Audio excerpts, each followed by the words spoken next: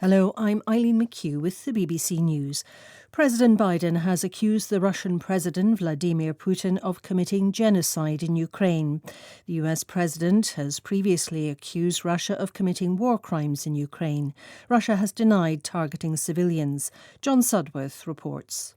It may have been a passing remark, buried in a speech to farmers gathered in a barn in the state of Iowa, but it was one designed to send a message far further afield. With US inflation soaring to levels not seen in decades, President Biden told the American people that their ability to fill up their tanks shouldn't hinge on whether a dictator commits genocide half a world away. While the implications of the apparent significant shift in his assessment of Russia's actions were left unclear, Mr. Biden announced the lifting of restrictions on the sale of a cheaper blend of fuel based on ethanol made from corn, much of it grown in Iowa. Mr. Biden went on to reinforce the charge, saying Mr. Putin was trying to wipe out the idea of even being able to be a Ukrainian. The mayor of the besieged Ukrainian city of Mariupol, which has suffered the heaviest bombardment of the Russian invasion, estimates that 21,000 civilians have been killed.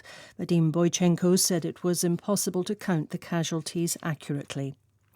The Organisation for the Prohibition of Chemical Weapons says it's concerned about unconfirmed reports of chemical agents being used in the besieged Ukrainian city of Mariupol. Anna Foster is in Kiev.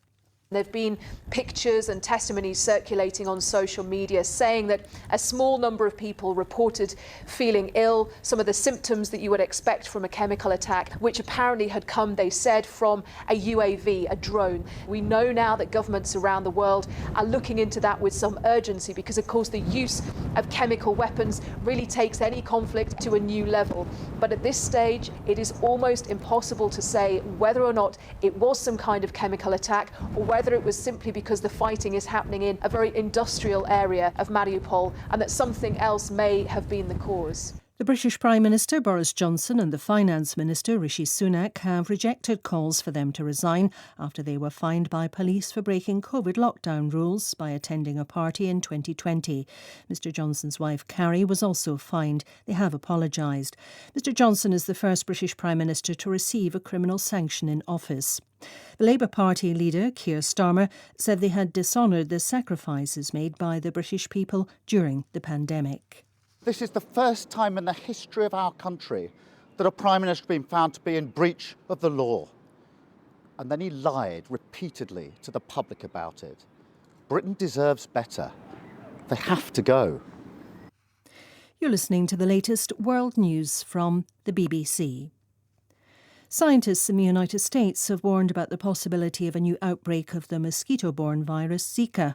Researchers say a single mutation would have the potential to trigger a rapidly spreading variant. In 2016, the virus sparked a global medical emergency. Thousands of babies were born with brain damage after their mothers became infected while pregnant.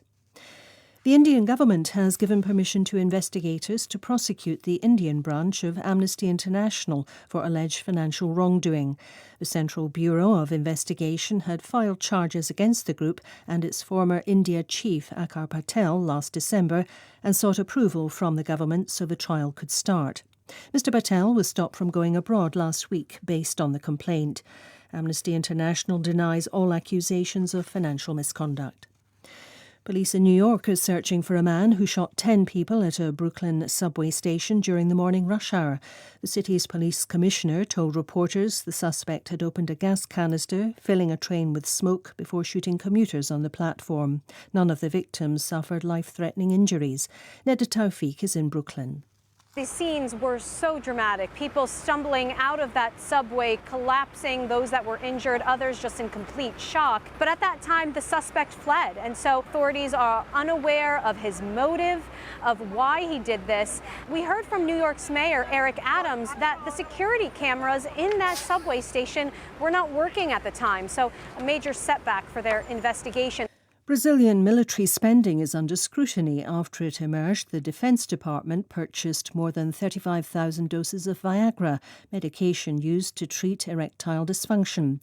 The revelation provoked a wave of mockery and mirth on social media at the expense of the armed forces. The Brazilian Defence Ministry said the drugs were used to treat pulmonary hypertension. BBC News.